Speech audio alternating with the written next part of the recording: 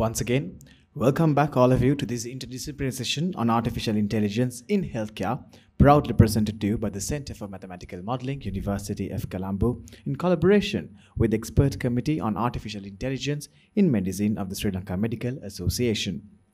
We now move on to an exciting panel discussion moderated by Dr. B.J.C. Pereira, consultant pediatrician and the editor of the Sri Lanka Journal of Child Health and Honorary Science Fellow in Postgraduate Institute of Medicine of the University of Colombo.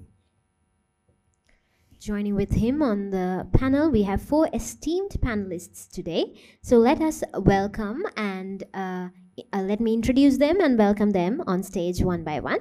So our first panelist for today is Professor Atula Sumathipala, the Professor of Psychiatry, KL University, and the co-editor of the Ceylon Medical Journal, Honorary Consultant Psychiatrist, Midlands Partnerships NHS Foundation Trust, and Emeritus Professor of Global Mental Health, King's College, London. So please join on stage.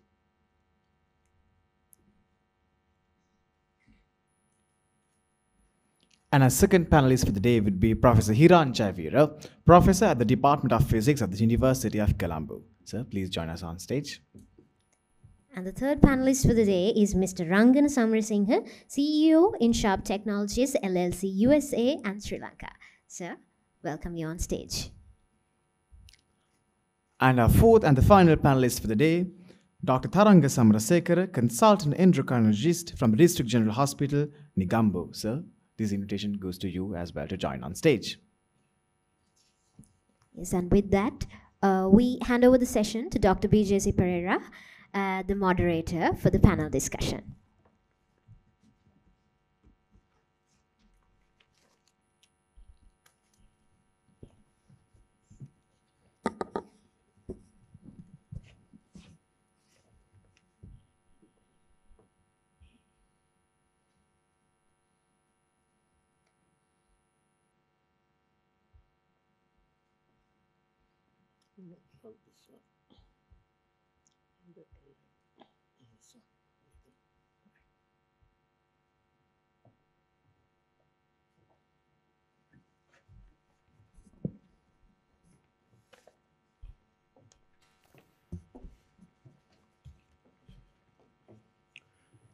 Good afternoon, ladies and gentlemen.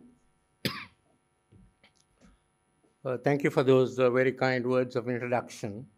And I'm sure my fellow panelists would be joining me in showing our appreciation for the honor that has been bestowed on all of us in talking to you today.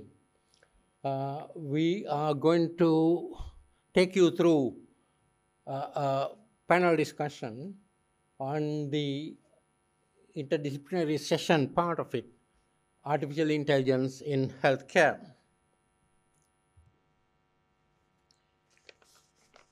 Artificial intelligence in healthcare,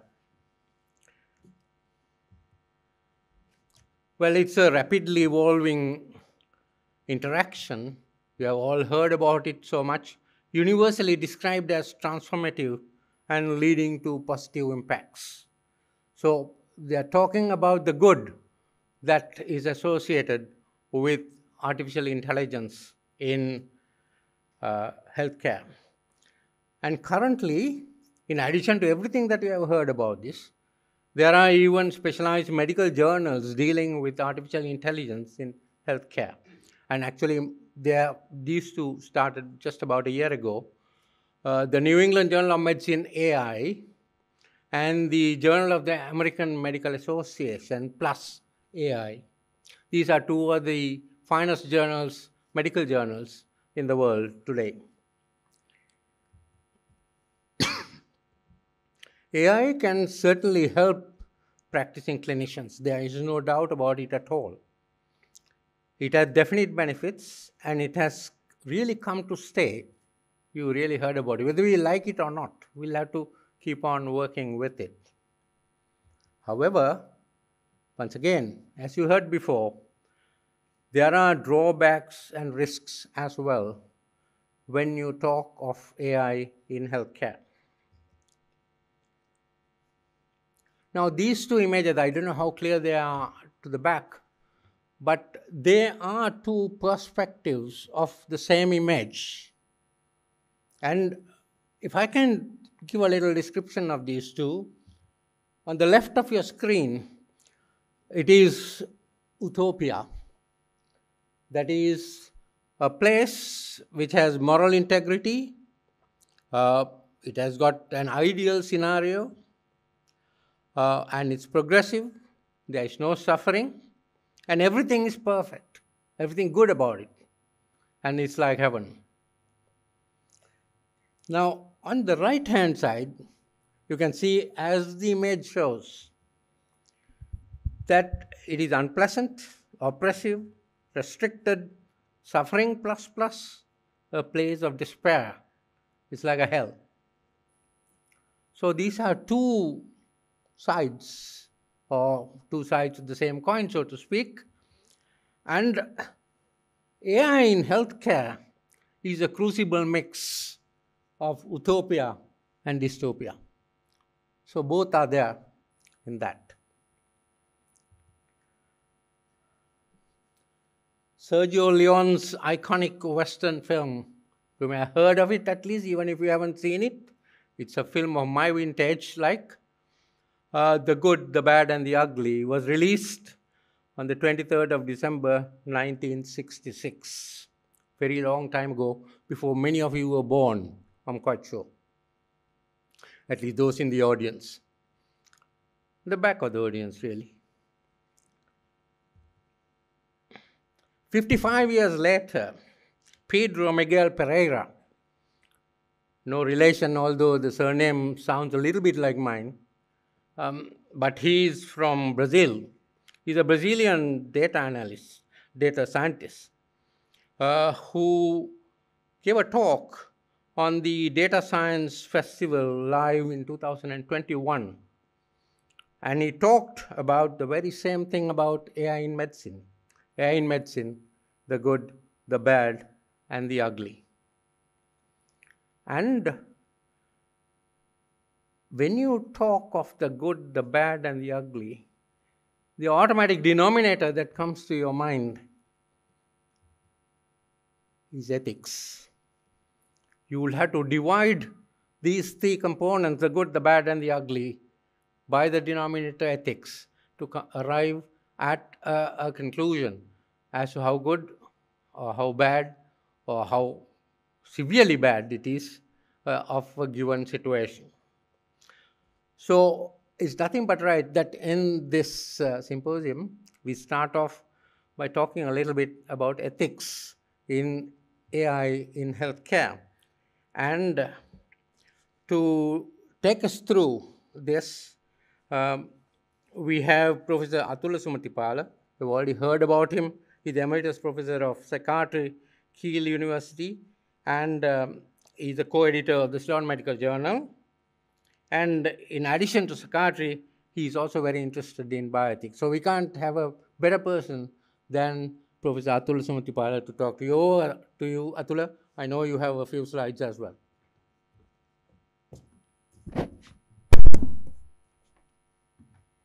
Thank you, sir. Thanks for that kind introduction. Ethics.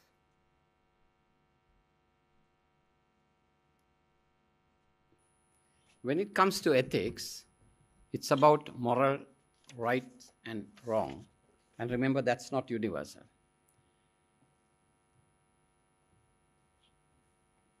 Considering the issues with artificial intelligence in relation to ethics,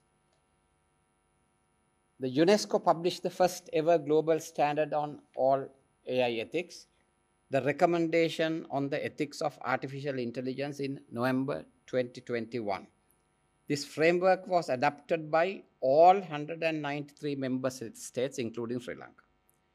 The protection of human rights and dignity is the cornerstone of the recommendation, based on the advancement of fundamental principles such as transparency and fairness, always remembering the importance of human oversight of AI systems. However, what makes the recommendation exceptionally applicable are its extensive policy action areas, which allow policymakers to translate the core values and principles into action with respect to data governance, environment and ecosystems, gender, education and research, and health and social well-being, among many other spheres.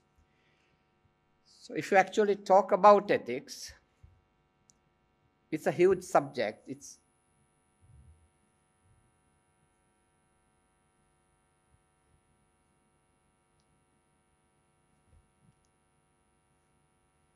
I need some help, please. It's not a subject which we can talk within 5 minutes. Yes. So we had a 2-day workshop in May last year. So you would see how wide it is. So, but I don't have 2 days. I have just 5 minutes. So I'll try and cover some important areas, actually considering what the speakers said.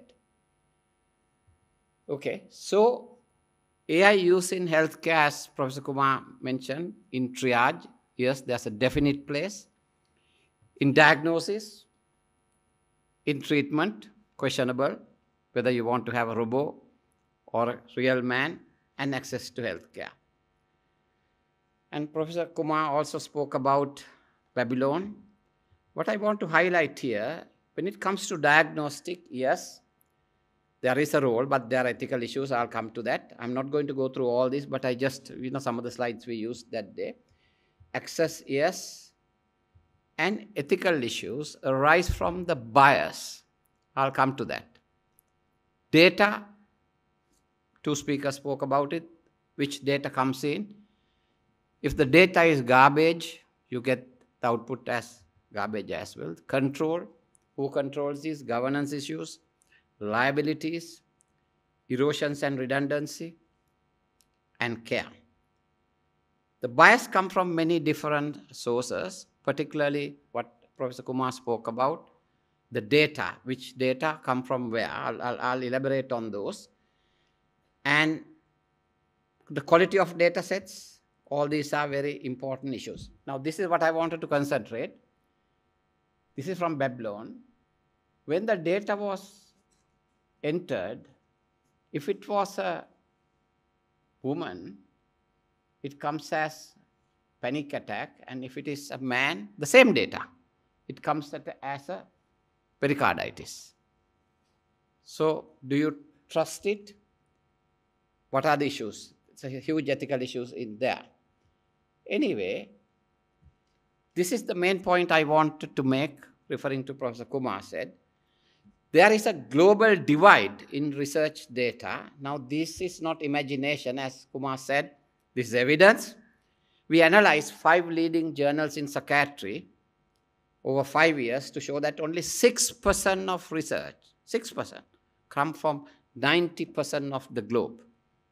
So we thought maybe because this is psychiatry, we went and analyzed leading 6 medical journals, New England Journal, JAMA, Lancet, Annals of Medicine, to find it's again 6.5% of research come from 90% of disease burden countries.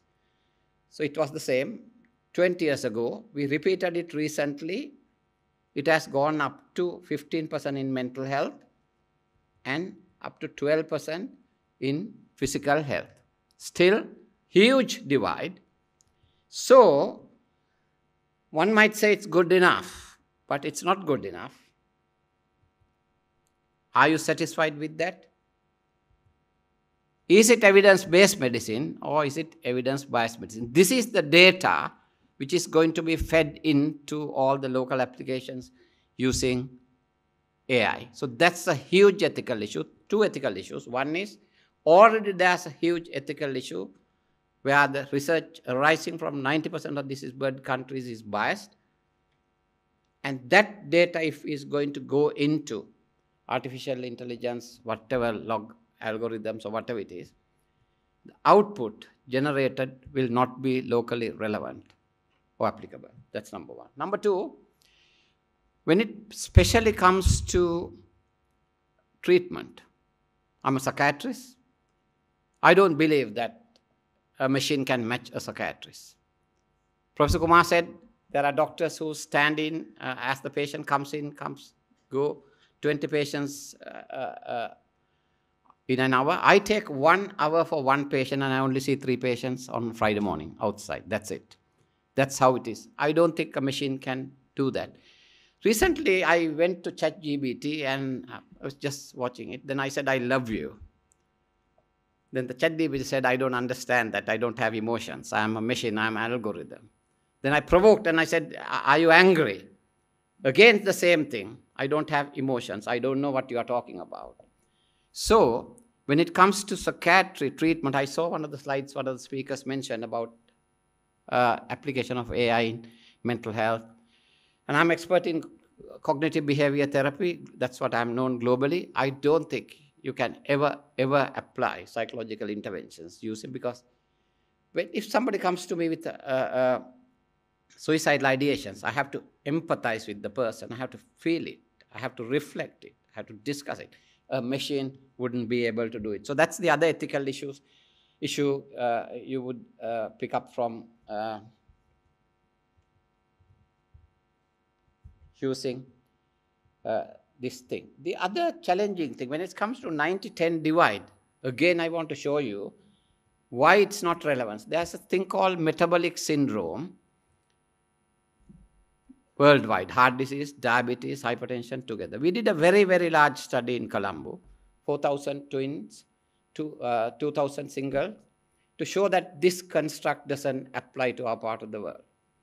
So what is you are using as metabolic syndrome, Western generated data is not applicable. So therefore, I have huge doubts about myself, Kumar. I'm sorry to disappoint you. But when it comes to diagnosis, yes, if you input millions of findings of a physical, say, X-ray or something like that, that may be useful. So it has its own advantages and disadvantages. But don't think it's a panacea. It's not one size fits all. Considering all that, I do consider all that as ethical issues. I can go on for the next 24 hours going into specific ethical issues, but it's not time. Thank you very much. I would like to thank the organizers. And I'm sorry for the provocative and challenging thoughts. But remember, ethics is, again, it's not one size fits all. It's relative thing. What is right for me may not necessarily be right for you, or what is right for you is not necessarily be right for me. What is right for the Western world certainly is not right for us. And I have a huge issue when it comes to medicine, knowledge, applicability, evidence-based, the big picture of ethical issues. In fact, I gave an oration at the SLMA oration of 25 years of researching into ethical issues in all this. Thank you very much. Thank you, sir.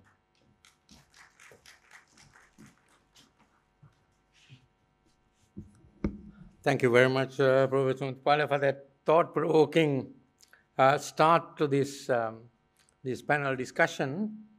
And I couldn't agree with you more about ethics.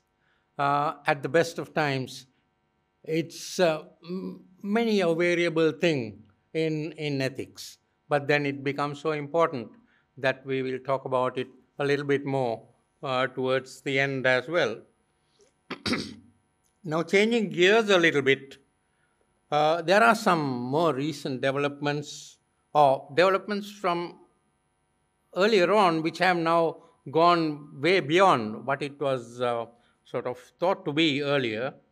And these are two things like Internet of Things, IoT, or the edge computing components of it. And we need to know what is the current integration and impact of IoT devices and edge computing within artificial intelligence applications in healthcare sector. And to talk about this, I can't think of a better person than Professor Hiran Jayavira, Professor of Physics, who's an expert on this. Hiran, over to you.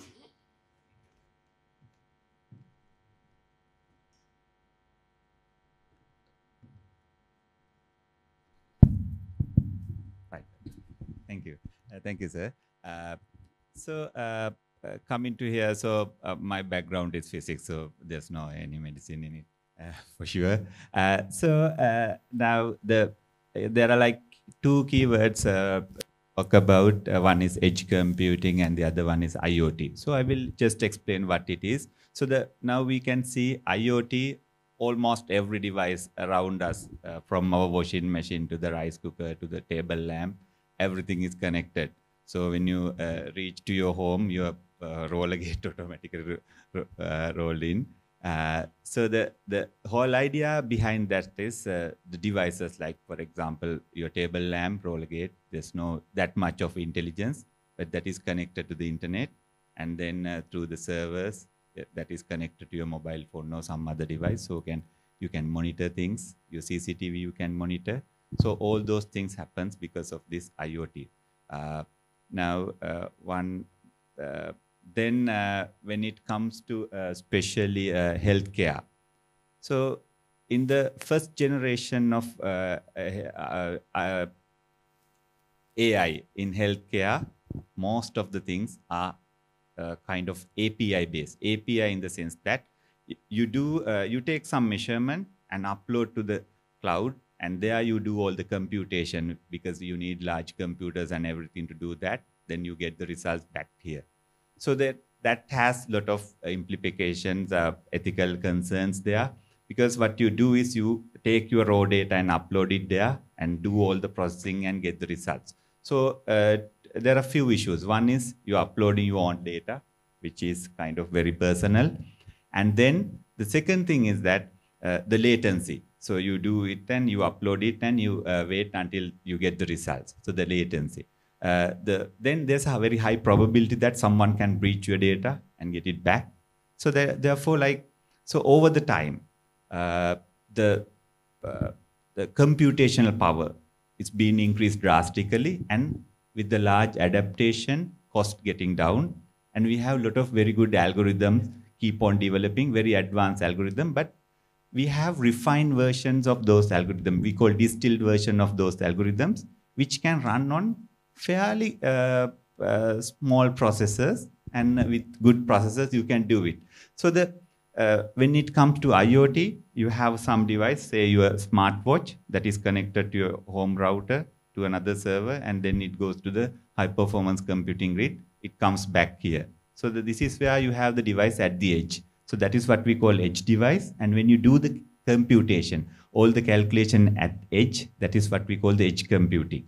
So when you do edge computing, most of the concerns are not there, and what you are really sharing is the result. Now, for example, let's say I have a wristwatch or some bangle. When I fell down, it detects and already alert to the whoever the authority is there. They are not sending my data, anything. They just alert, okay, this fellow fell down, so he needs attention. Right? So that basically when you do all the computation at the edge, this is kind of very interesting. And this was enabled by a lot of things. One is very advanced algorithm and distilled versions of that, wide adaptation of technology so that cost getting down. The third thing is that, so with that, basically, now if you look at AI, so you have seen from the former speakers, so we started automation in 1880s basically, with the invention of machine like a steam engine. So far we were using all the animals and everything to do our work.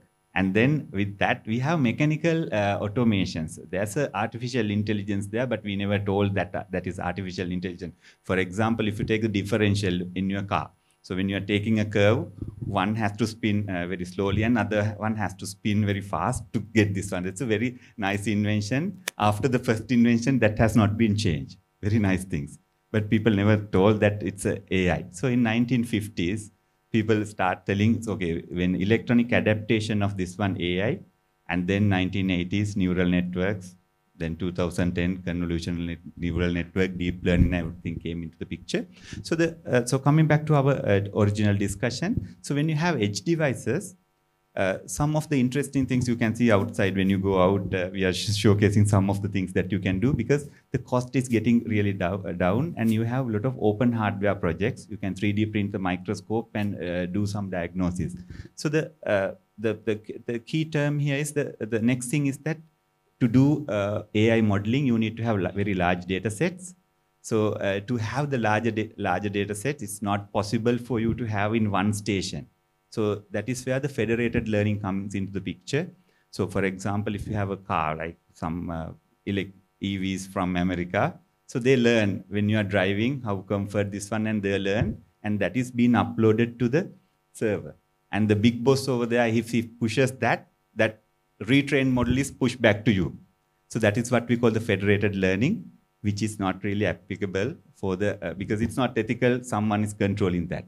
So that we have something called swarm learning. So you learn from your next colleague and one's next to you. Now, for example, since we take a lot of examples is cancers. So in my station, probably I'm detecting some lung cancers only. So there you have breast cancers, and some other station you have. So all the trained model, the mathematical parameters you can share with this one, which enables like the technologies like blockchain, which enables for you to communicate with each other and get things done, so that you train your system, and each and every time getting updated version with all the data, but you are not sharing the data. So that is where we are now heading with the very nice AI tools that you can run on the systems, and with the edge computing. So you can you can see some of the very interesting things outside, I'm sure.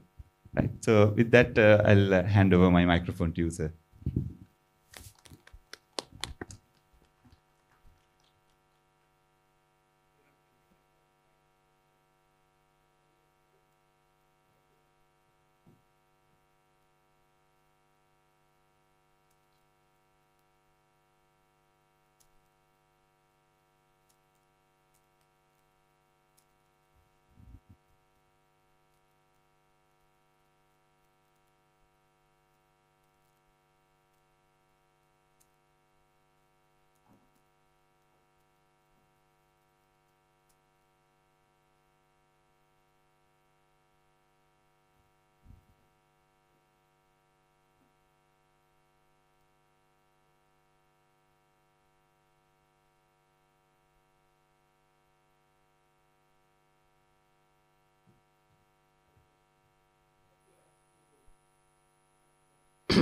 Professor Hiran Javira said, I don't know how many of you are familiar with this. This is a patient who is wheelchair bound with paralysis below the waist. It's a terrible thing, especially following spinal injuries. There's no hope in the world for these patients to be able to be mobile more than anything else. And that is going to change. And here's an exoskeleton. That is the terminology that is used by, at least in the medical setup, about these equipment that can be used to enable this person to walk. And these are sort of very cumbersome devices at the moment. And I think it will develop as we go along. And it is still in the experimental stage. There are some reports of very successful use of these more recently, within the last year or so. So I think we can look forward to the day that we could make paraplegics walk. So thank you very much for that lovely presentation.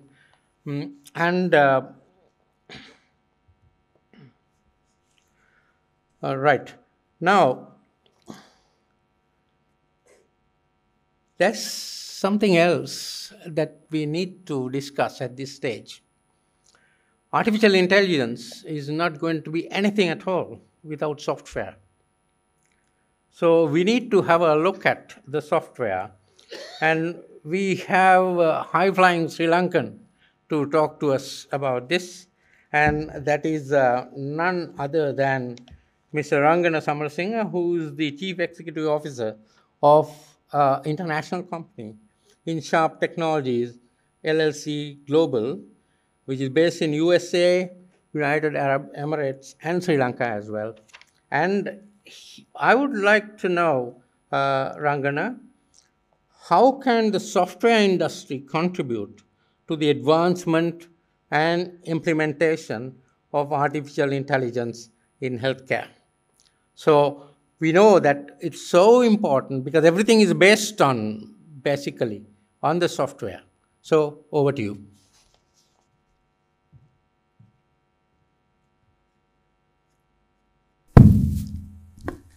Good afternoon, everybody. So, as they mentioned, I'm representing the software industry. So, as you know, without software industry, you don't have artificial intelligence.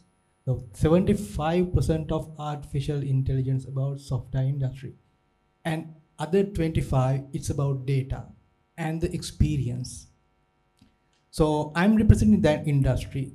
So I'm going to address two issues we are facing right now, mainly about Sri Lanka and healthcare. So last week, I had a meeting with leading bank in Sri Lanka because they wanted to add AI into their system. So they don't have time and they consulted us, so we went there. And we are dealing with every day, we are dealing with AI, and 75% of the software projects right now, AI. And it's like you don't need brain anymore. So in future, it's about AI. So consultation is easy for us and we went there and the main problem is there. So they want to add AI. I asked why. Nobody comes to your bank and say, you are not AI, I'm going to other bank. Right? But they want to add AI because AI is kind of buzzword right now. So I said, rather than thinking to get AI into your system, try to solve your problems. People, they don't like to be in queues. People need to have customer services, right? So how to solve these problems? And they asked, can we automate our tellers? Can we have AI tellers in our banks? Then I asked why? Because you have good ATM system around Sri Lanka. So why do you want to automate? You want to have AI ATM tellers? And then they asked, can we add a signature verification system with AI? Again, I asked why? Because you have digitally verified, reliable digital signature system in the world. You can buy it. Rather than because implementing an AI system is like 10 times costly than implementing normal software. Because training cost, and normally when you're going to do a system for corporates, they don't like to deal with OpenAI or DeepSeek because their confidential data goes outside. So we have to train model like a Llama and have their own hosted solution. So cost is very high. But they, from this discussion, they didn't want to implement anything to solve their problems. They just wanted to add AI. This is what happening in Sri Lanka. We see this buzzword and we talk about it. We try to adapt it into our business. Whether it's we are not trying to see whether it's solving our problems or not. We just say, we have mobile app, we have this one, we have AI, so we are rich. Rather than trying to do this, we have to analyze, especially in healthcare, what the stage we are in, what the stage we can go next.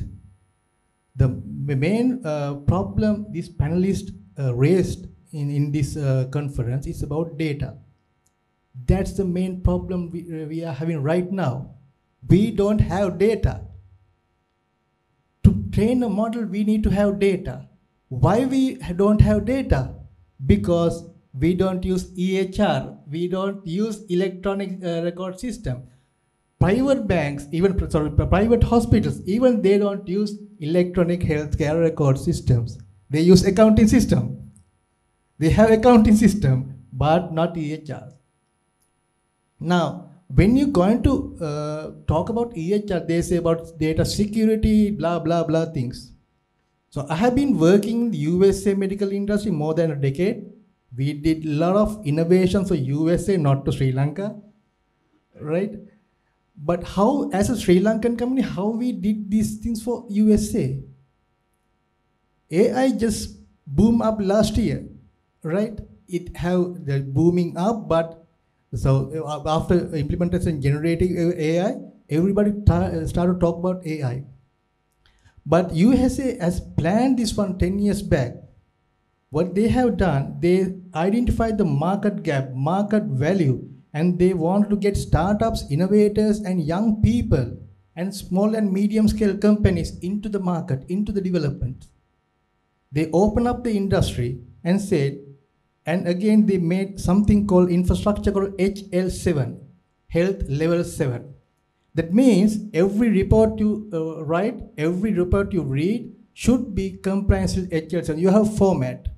That's if you take a printout of that report, if you take a blood report, it's just a bunch of numbers. You can't read it. But when you read it from a software, it have a mechanism to read it. In between two softwares, it's just a bunch of numbers. So anybody can build a software that complies with HL7, right? So even innovators, young people, they have innovative ideas. They have room. They have opportunities to build, again with protecting data. It's getting compliance with data. And they collected those data into central repositories. Now they have structured data. And they saw the threat of data stealing. Medical data stealing is something big business in the world. You can earn a lot, right? You can be a billionaire. In overnight, you can be a billionaire if you can steal data, like 100 or 200 data. You can sell it to a good price. But they saw this threat. Then they implement another act called HIPAA compliant, HIPAA, HIPAA, Health Insurance Portability Act of USA, Adaptability Act of USA. So you have to be, your software should host in HIPAA compliance servers, or else you have to have HIPAA compliance certification. It's a separate body.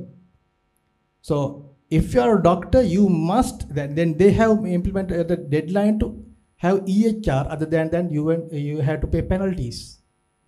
But you have to use HIPAA compliant HL7 softwares. Now your data is protected. Your data is protected. You have government protected data. They know which areas you must release data. The researchers, you have different HIPAA. Then you can get more data. For medicine companies, they have different data. They know where to share what data. So in this case, they have structured data, and they are now, what they are doing is they are developing surgeons with 100% accurate with AI. But as Sri Lanka, we are still not in that age. It's still not in that stage. We are in basic stage. So if software industry is a car, I mean, these medical staff, doctors and other people, they are the fuel of this car, because without that fuel, you cannot run this car through AI. But again, to start this car, you need a battery.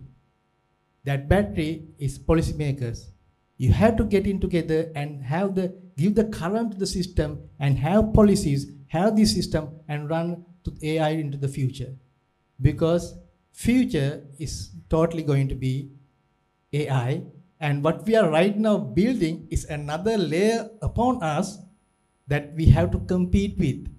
So get ready, get out of your comfortable zones, because it's not the time, it's a crucial time of mankind, because we are giving all our competitive advantage than other creatures to the machines.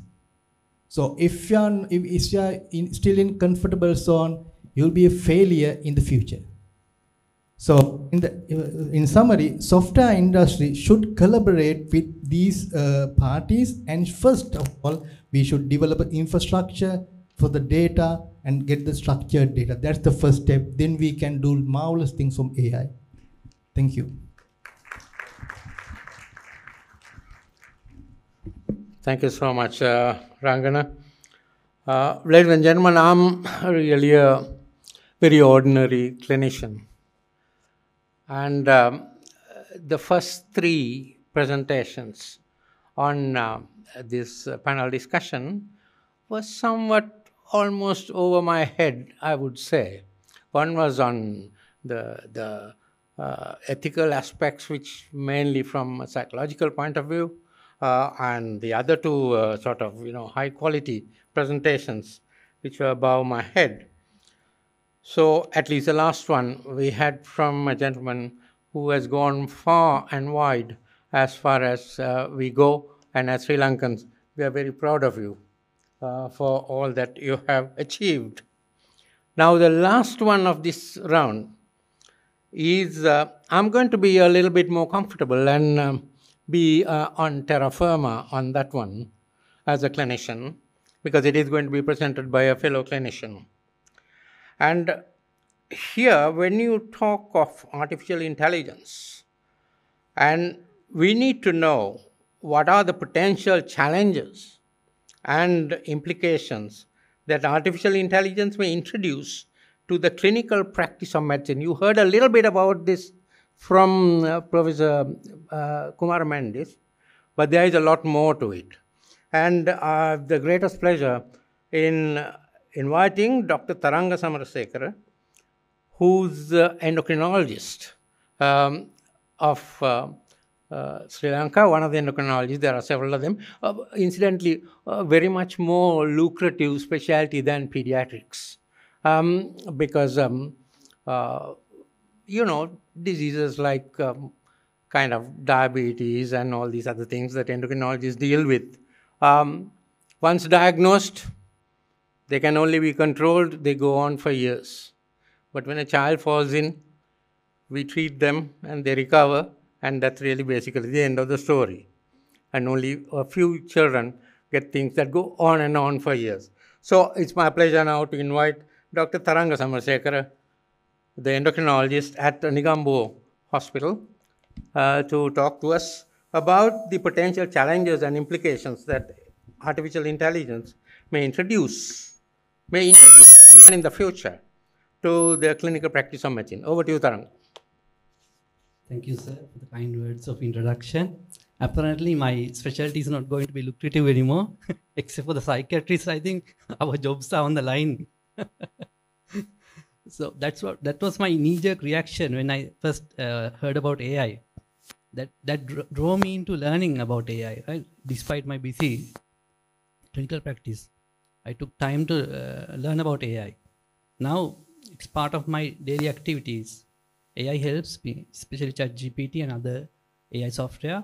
They help me to become a better doctor and manage my patients better. So for now, it's my friend, but in the future, I don't know. That's why we are in this forum, right? So we need to learn about these things and see whether we can adapt rather than apply the Darwin's principle, become extinct or adapt. So it's for us to decide whether to adapt or become extinct. The things I'm going to say is basically like a summary of what my previous speakers has already told you. So the first one is the burning question of the day, the accuracy and reliability of the AI systems. Because as doctors, we can't make mistakes. I can see 100 patients, and if I make one mistake, and that's it, doesn't matter. I can't even make a single mistake. But as humans, we make mistakes, right?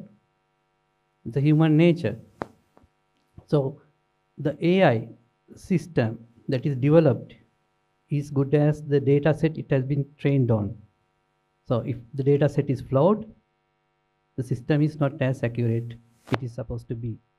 So that is one of the burning implications that we have at the moment. Let me give a positive example. So, how many of you have heard about artificial pancreas? Since I'm a diabetologist, I will give examples on diabetes, right? Artificial pancreas. So it's a device smaller than a mobile phone connected to your tummy. So people with diabetes, they need insulin, right? So what this device does is, it checks your blood glucose level real time.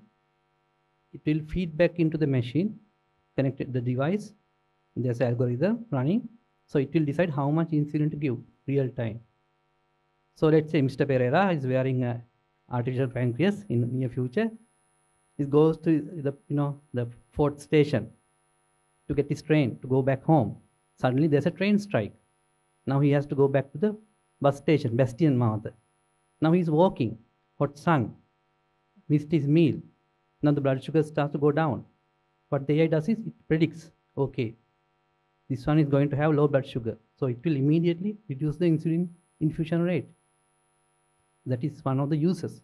It's available at the moment in the pumps, predictive credibility.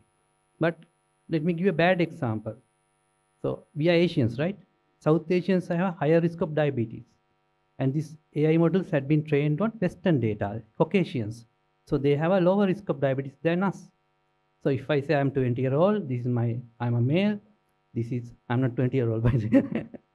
So I'm a 20-year-old, these are my family history.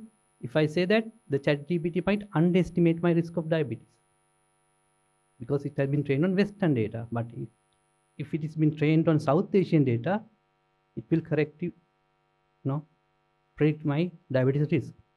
So I think this forum will give us a stepping stone. So we'll have local data, train our AI systems. So we'll have better versions which are suitable for local use. I think, as my colleague mentioned, electronic health records are the key. And we will, I think, after this forum, we'll have some, ideas from you guys also. So we'll have some, this will be a stepping stone to move the way forward. And what about data privacy and security? Again, my colleagues already mentioned that, how important it is. So patients' data are very confidential. In other countries, if there's a data breach happens, it's a big problem. There'll be legal issues. The hospital has to pay fines. So this is a serious problem. And there could be sinister uses as well. What if Mr. Pereira has like an enemy who goes to the dark web, hire assassin, and the hacker hacks this artificial pancreas and change the program. So Mr. Pereira is sleeping, and suddenly he get an insulin boost. His sugars will go down at night. He might pass away. It will be a peaceful death, of course, but it's a murder, right? So these are the serious issues that we need to look in. So that is my second concern. What about bias and inequality? I think you again heard about this enough. So these data, there's a bias. They are not evidence-based, they are evidence-biased, right? So there's a bias. We need our local data to train these models. Then again, that's another implication. And another bias, because these things are expensive, right? So our country is poor.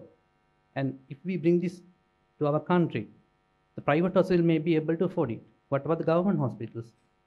And what about the peripheral hospitals? The Colombo hospitals may have it, and the peripheral hospital won't have it. Again, right? So there'll be, anyway, it is what it is, right? But again, this is another thing that we need to look into. Then dehumanization of care. None of you answered that question, right? Whether you like to see the robot doctor or the human doctor. For a knee pain, come on, I would definitely choose the robotic doctor, right? But for the psychiatrist, of course, I think we need a human doctor. So dehumanization of care. That is another issue. Because yesterday, a patient came to me. She's an 80-year-old lady. Husband has passed away recently. So I spent 30 minutes, not 1 minute, 30 minutes listening to that lady's, the entire love story, how they fell in love, how they had kids, how they built the family together. Now the husband has passed away. 30 minutes she was crying and sobbing. She didn't come for take treatment for diabetes. She needs someone to speak to. So can an AI model can do that? That's again an issue. But I think our friend might get an idea. He might design these things, right? I think you can do that, right? Because although machines are not perfect, they can be taught to mimic human behavior. Then what about critical decision making? I also said there's no room for error, right? But humans make mistakes. Someone is driving a Prius, met in an accident, it's not a news. But what about a Tesla Cybertruck on auto drive? Met with an accident. It's huge news. Why? We designed the system expecting it to be perfect. It can't make errors. But errors still can happen. If that happens, who's going to take the responsibility? If I make a mistake, then it's my mistake. But if I use an AI system and the AI system makes a mistake, who's at fault? Is it me, the hospital, or my friend who designed it? Now who's going to take the blame? So there are credibility issues. So those, again, these are the burning issues. So these things will be more prominent as this becomes a common use. Then training and adaptation is pretty important, because as doctors, we are at this level when it comes to AI technology, especially computer technology, and we are old now. It's very difficult to adapt. So we need to train the doctors and clinicians, because although there are people who are specialists designing these things, they are to be used by us, the doctors. So we need to be familiar of how to use these things effectively. So that is another issue. Then accessibility, whether there will be government policies making like electronic health records mandatory. Then it's a government policy, right? So everyone has to meet the deadline and somehow find the funding and put it at place.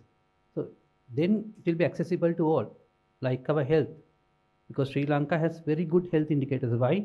We have universal access to healthcare, which our neighbors, India, Bangladesh, they don't have. That's why our country is unique among South Asians. We have the best indicators of health, because universal access to healthcare. So if the government can take policy decisions, then I think our future is bright. Thank you.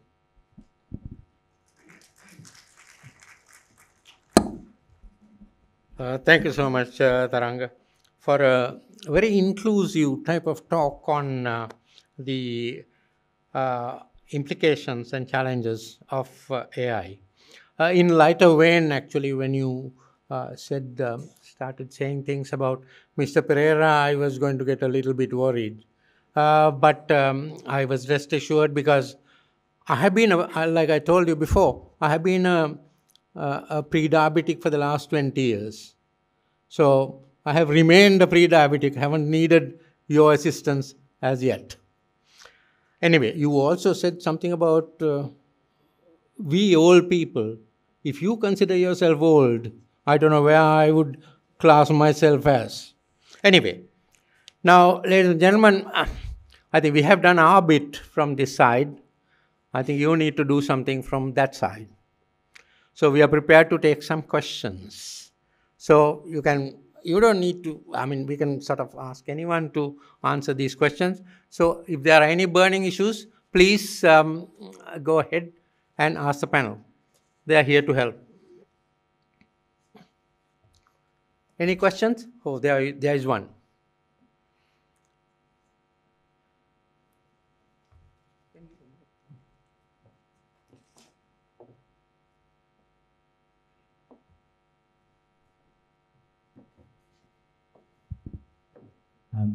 It's a more of a discussion type.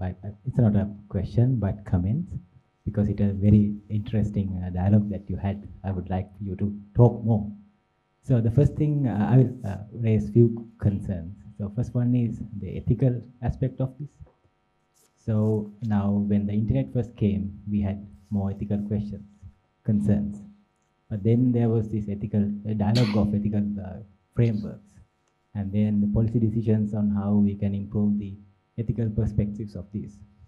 So can this kind of an approach be implemented regarding AI that would kind of push us towards adapting AI in certain areas? So of course, whether AI can be applicable in every area is still questionable, but wherever we can.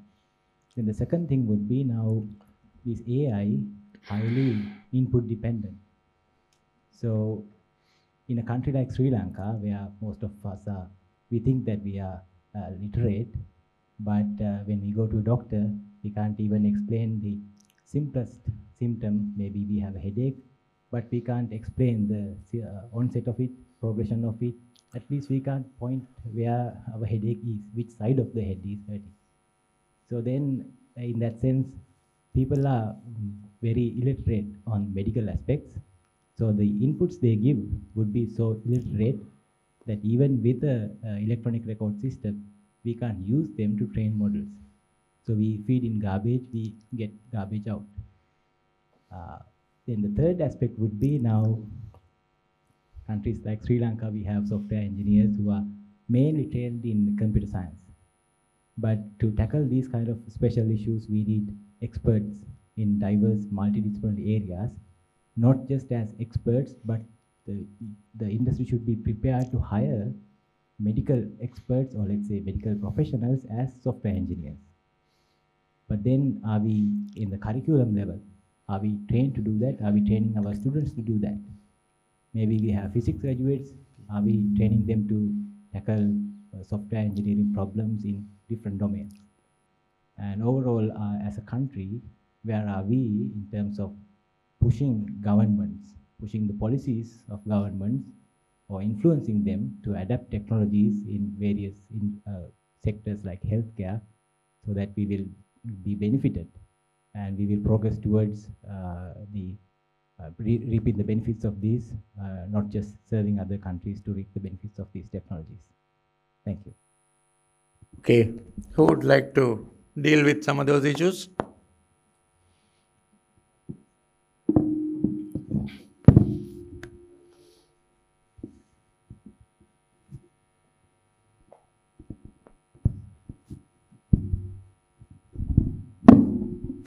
I'll take the last question because that's related to me. It's something that I was addressing, even Dr. Prabhat knows, even from the last university level.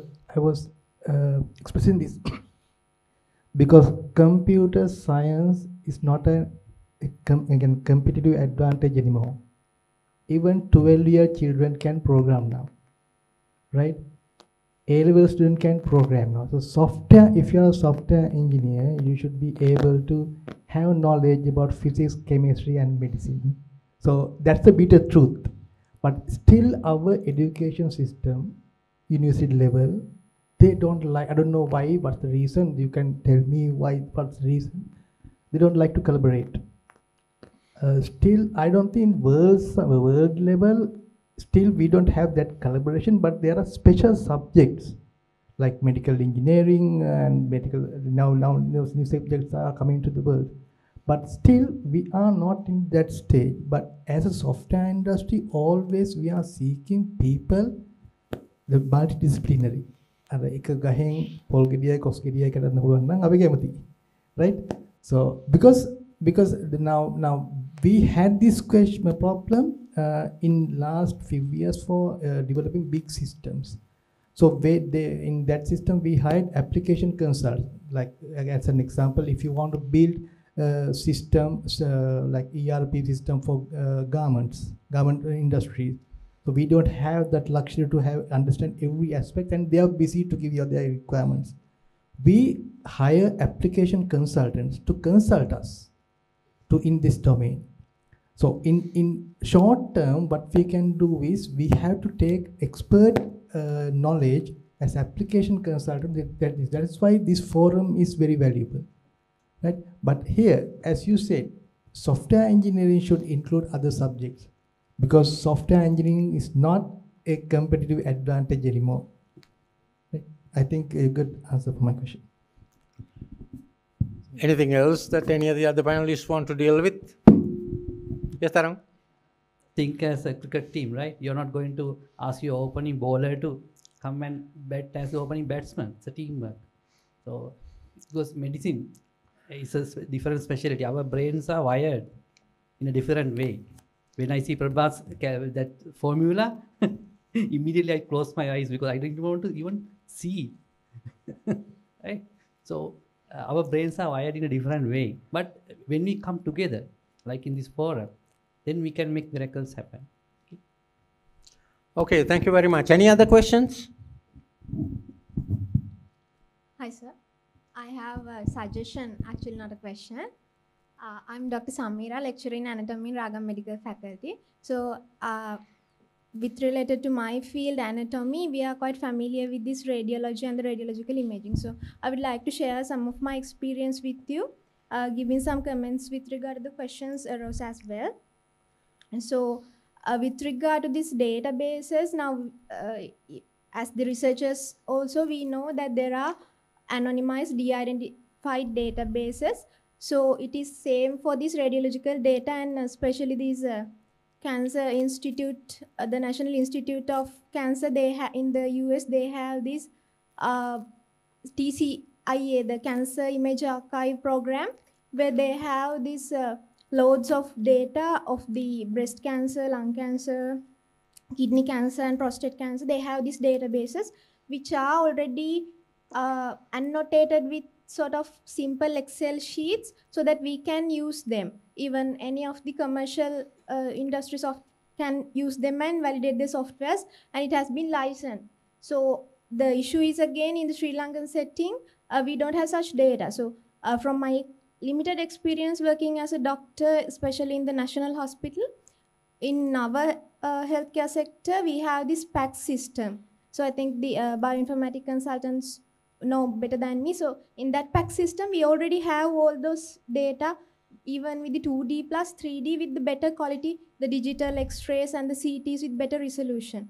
So I think this National Hospital of Sri Lanka it's again the largest hospital. So I think we can use that data in order to validate it for Sri Lankan population. Once it is anonymized and de-identified, then there are no obvious ethical issues as well. And then for the this industry related questions, as Mr. Prasanna clearly mentioned, there should be a problem to the industry to find a solution. So of my experience, I know that our radiologists, they do hard work, but still there's a huge backlog of these radiological images to be read. So in that case, if we can have, or at least we can get already prepared this softwares, like now for mammograms, they have MammoScreen. To read the bone age, they have Bone Expert. And for this 3D forensic identification, they have these Morphogen softwares. Like, they have already prepared software. So if we can get them validated in our population, and if they can be incorporated, then again the radiologist's job will be made easier. And when it comes to the credential issues and responsibility issues, I think we should use AI as a supporter, not giving the whole responsibility. It's something like now, if the consultant is using his trainees to get the images read and to prioritize them, we can ask the AI to do the same. And compared to the trainee, it's more efficient, given that the software is sensitive enough. And also, as mentioned in the early part of these lectures, it does not feel any fatigue. So these loads of databases, we can go through them. And also another added advantage is that, imagine a stroke patient is admitted and we do the CT, and the doctor's main concern is whether there's a bleeding, and then give the therapy and direct for the neurological management. But at the same time, there can be incidental findings which might be missed. And in that case, we can use these softwares to sort of do some screening, and that will be an added advantage. And I know that's a huge task, but I think if all of us get together and collaborate, we will be able to reach that place soon, maybe in 5 years or so. And then, yeah, that's all I have to say. Thank you. Okay, thank you very much. Any comments? I don't want to sort of drag on this, but the main question here is, who owns the data? Individual, the institution, national level? Anonymizing data doesn't necessarily guarantee ethical safety. For example, NHS database, now if you are using it for clinical use, you can't anonymize data. NHS database, after it was launched, within 1 hour, David Beckham's healthcare records were accessed by 30 people. But that's a fact. So, I mean, I think data issue is confidentiality, ownership is a separate thing. But what I gathered from what you said, what the message is, Palamuwa bata devanuwa pasala. Unless we are prepared with all the governance stuff, my question to you all, have we got the agenda right? Is this our priority? Are there better important priorities to be sorted before we embark on other things? I'll stop there. It's a controversial, challenging statement, but I think we need to get our basics right first. Very much. That is something to be expected from you, Atula, that kind of provoking remarks on the thing. But we take very seriously about what you said, because data protection is a very important thing in all parts of the world. It's not only here, it's all over. Any other questions? Yeah. Excuse me. Thank you for the entire panel and the speakers. Yeah, that I also have just a suggestion. I'm Jagat Nishankar, Chairman, Agro Service Authority. That basically, in my concern is that how we can go for actually Mr. Rangana told that our data is availability in the healthcare as well as in the every sector is very minimal. That is we big concern in the entire that when we are making a digital economy, whatever things happening in the country, we need the data. My concern is that how we can go further. That means we are discussed most of the things are reactive basis preventions. Yeah, but my concern is that proactive prevention measures, how that we can link that our lifestyle, especially food habits, then their job roles and their mental concern and all those concerns that mean take into the data. That mean our lifestyle having a lot of issues with that tight schedule in the working environment, food habit. Then another concern is that in the most of the countries, whatever the food available in all the restaurant, in the even the street food and all, there are some standards. But in our country, that even in India also, they have a QR code for that porridge, green porridge traders in the street in Thailand also. But in our case, that we don't have any standardization for the food, and that concern is that our busy people also go for the whatever available in the restaurant and the food, and basically they are not concerned about our local authentic foods made by our in the Sri Lankan history.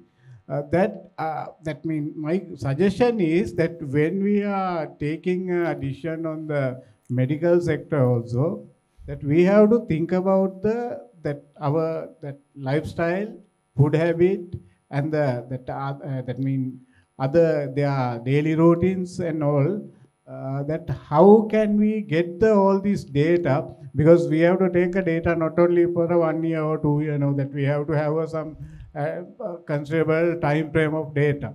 I'm sorry, the time is catching on. Can we make it a little bit more concise? So that my concern is that how can we get the data is for that entire preventive measures and proactive aspect on this AI implication in the medical sector. Another thing, one small question, that do we have the possibility of giving our local that Ayurvedic medicine and that Western medicine integration in the AI technology to get some information and the data for the treatment as well as the preventive measures? Thank you very much. Thank you. Anyone wants to deal with this? Yeah. So we already have the food composition tables. So for the local foods, we have the food composition table. Only thing is, let's say it's like string hoppers. There's no standard, right? What is the weight of one string hopper? So that is the only issue. But I think we already have some data, so we can start building on that. So if we can create like software where you take a photo of your meal, then it will calculate. It may not be accurate, but it is what is the starting point, right? Then we can refine and we can build up on that. Another thing is when we have the electronic medical records, then we can add the food habits into that, like a questionnaire. So then we can have some predictive values like how the blood sugar is controlled compared to the food habits. Then we can do some health education and see whether the food habits have been changed. Then whether we can see whether it's reflected on the patient's blood glucose values. So like that, I think when we have the system, we can use whatever available and we can build up on that. It will be an extremely difficult challenge, I know. Ladies and gentlemen, I think we have done with quite a few questions. Excuse me. Now, since we are talking about the health data, I think I have to give an answer because I am the data center administrator of the Ministry of Health. So, so we have at present today we have different 87 health information systems. But only problem that we have is we didn't have a mechanism to integrate or how to share the information with others. So by now we have already developed a National Health Digital Blueprint. So starting with that, we'll be developing the required mechanism, and probably we'll be at the step to share the data for the national purpose. So we have already started, and we will be doing it in very near future. Thank you. Be a matter of integrating whatever that you have at the moment. Ladies and gentlemen, do you have any other questions? Probably not by the look of it. Are you tired, ladies and gentlemen, or would you give me 10 minutes to... Is there a question? Yeah, can you make it short, please?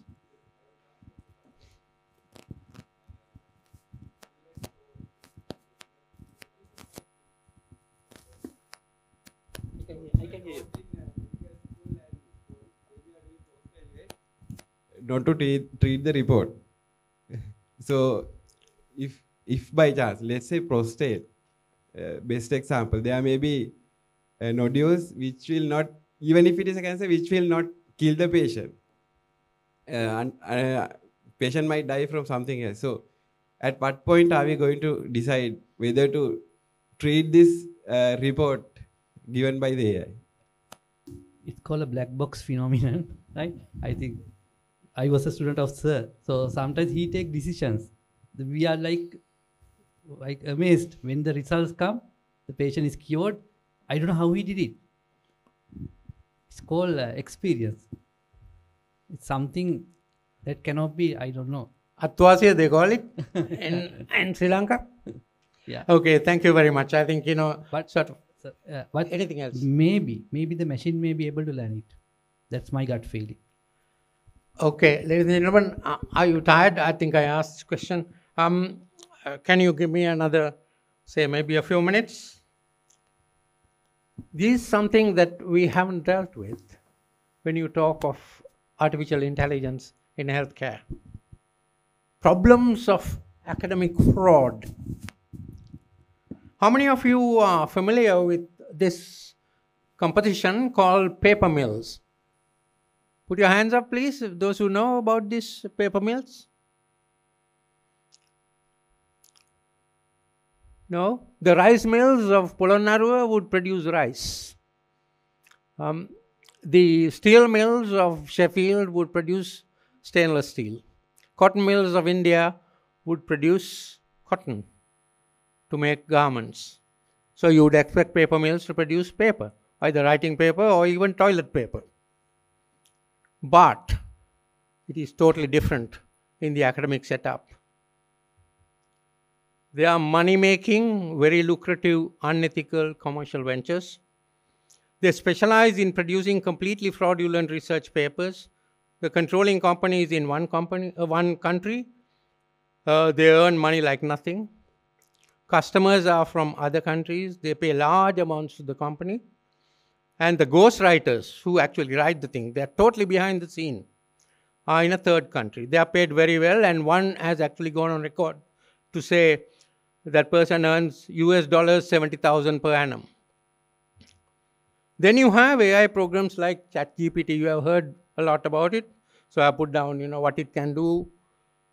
And then the real problem would be a marriage between paper mills and AI, even ChatGPT. The progeny would be brilliant papers which are beautifully written, all requirements including author guidelines adhered to, classy articles that will not run the risk of being rejected. Now I'm very concerned about this because I'm involved in editing 2 journals. Ladies and gentlemen, are you ready for a bombshell to finish off?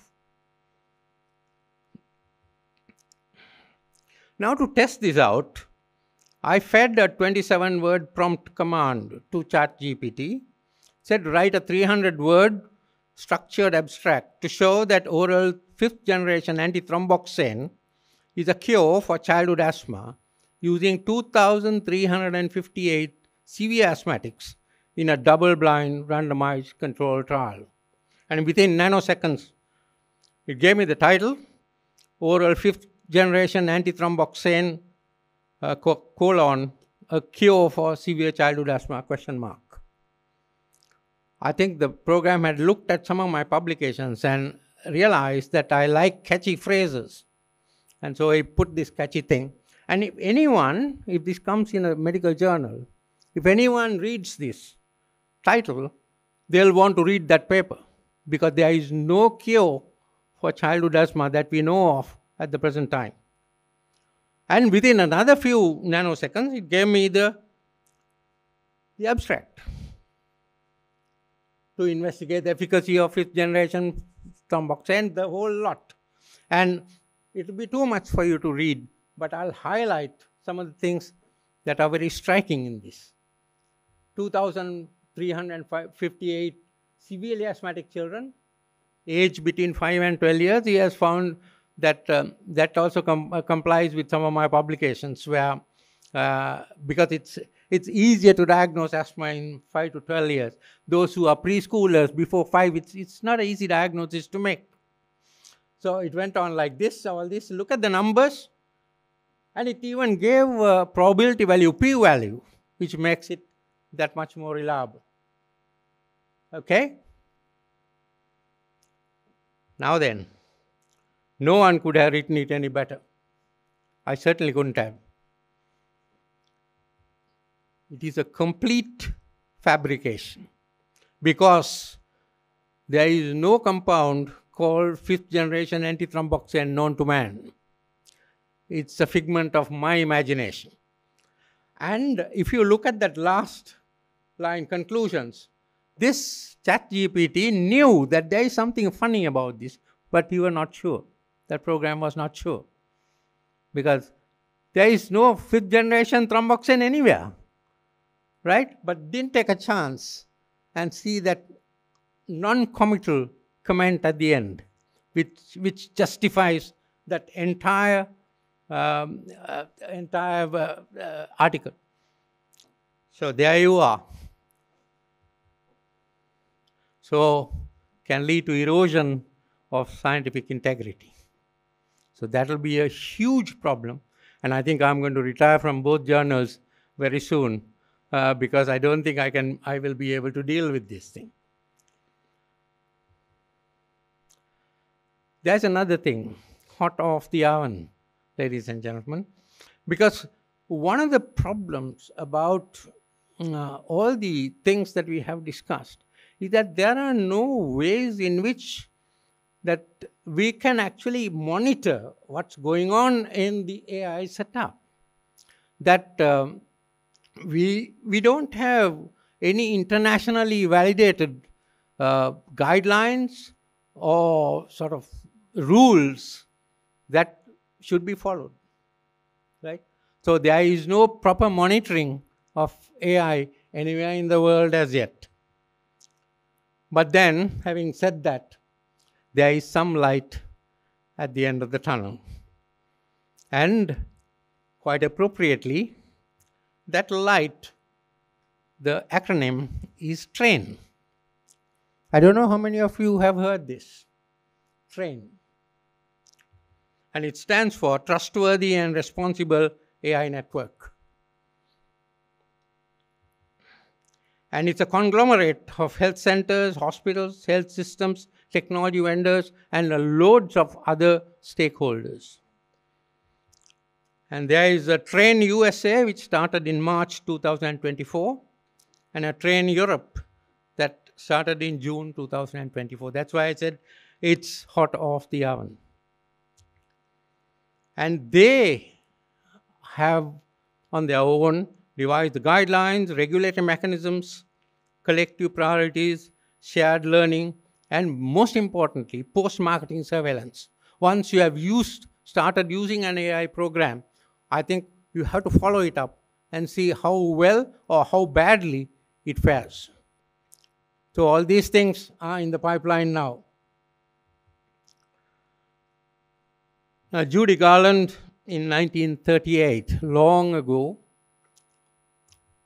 American actress and singer, sang this song, "Somewhere over the rainbow, the skies are blue, and the dreams that you dare to dream really do come true."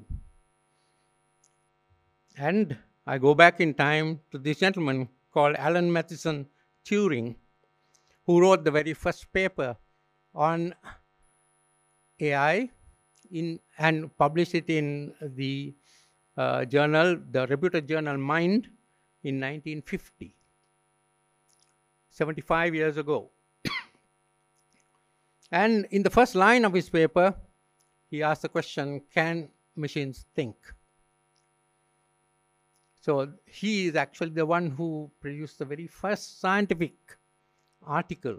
It had no data. It had nothing. But it was asking a lot of questions, and the paper was of 27 pages. And it was published by Mind, which was a very reputed journal. And in the penultimate paragraph of his paper, he asked this question, we may hope that machines will eventually compete with men in all purely intellectual fields. So he had dreams. So he dreamt of this. He's a man way before his time. And he is the one who was responsible for some components of winning the Second World War, actually, because he broke some of the important codes that the Nazis were using. So these were the dreams that he had. And all those dreams that he had were for the good of mankind. I don't think even in his wildest dreams that he ever suspected that there would be a bad and the ugly aspects of AI in medicine. So I started by saying the good, the bad, and the ugly. You heard quite a lot about all three of those things from our panel today. So the question is, AI in medicine, is it a friend or a foe? We would love for it to be a friend. That's what we want. We do not want AI to replace humans. We want it to be helpful to humans. And that can be done only by collaboration. So after all these things that you heard, ladies and gentlemen, from the panel discussion today, that we as a nation in Sri Lanka, we need to collaborate. The scientists, the mathematicians, the people who deal with ethics, the software engineers, everybody, to produce something that will be so very useful to our own motherland. So that is how we will have to end this, this symposium. Ladies and gentlemen, for those of you who have fallen asleep, it is time to wake up now. And I'm sure my fellow panelists, Professor Atul Sonpala, who had to go off because he had another meeting, and Professor Hiran Jayavira, Mr. Rangana Samarasinghe, and Dr. Tarang Samarasekara, who joined me, and this beautiful young lady, in telling you, thank you so much for your company.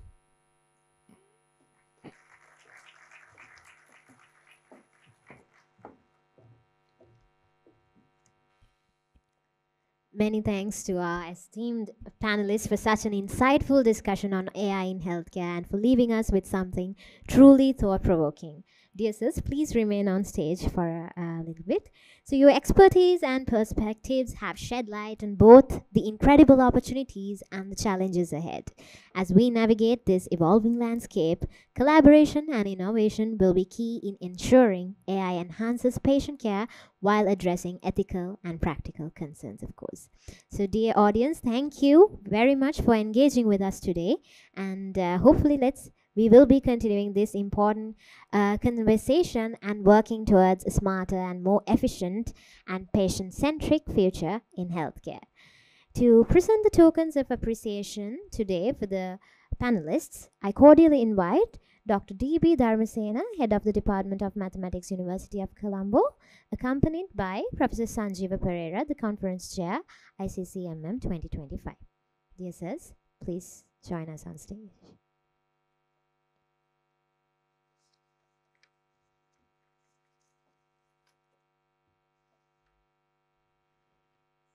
First up to Dr. B.J.Z. Pereira, the moderator of the session, the consultant pediatrician and editor.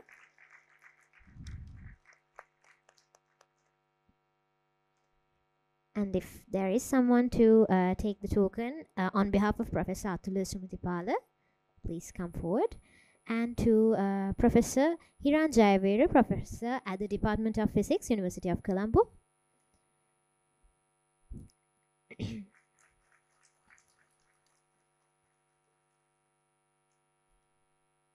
Dr. Tarang Samarasekara, consultant endocrinologist.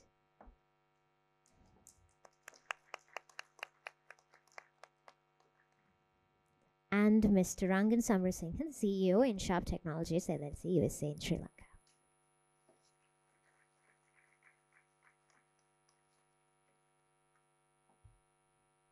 Thank you very much, dear sirs. Thank you, sir. You may leave the stage. Thank you so much.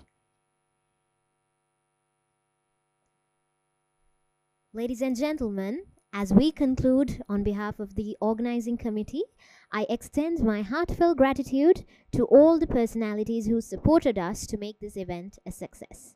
Especially Senior Professor Upul Sonnadar, the Dean of the Faculty of Science, University of Colombo, Dr. Suranth Pereira, Consultant Pediatrician and the President of the Sri Lanka Medical Association, Dr. Palitha Karunapema, Director of Health Information, Ministry of Health, Dr. U.P. Liyanage of Department of Mathematics, University of Colombo, Professor Kumar Mendes, Consultant Faculty of Medicine, University of Sabaragamuwa, as well as our esteemed panelists for their invaluable contributions.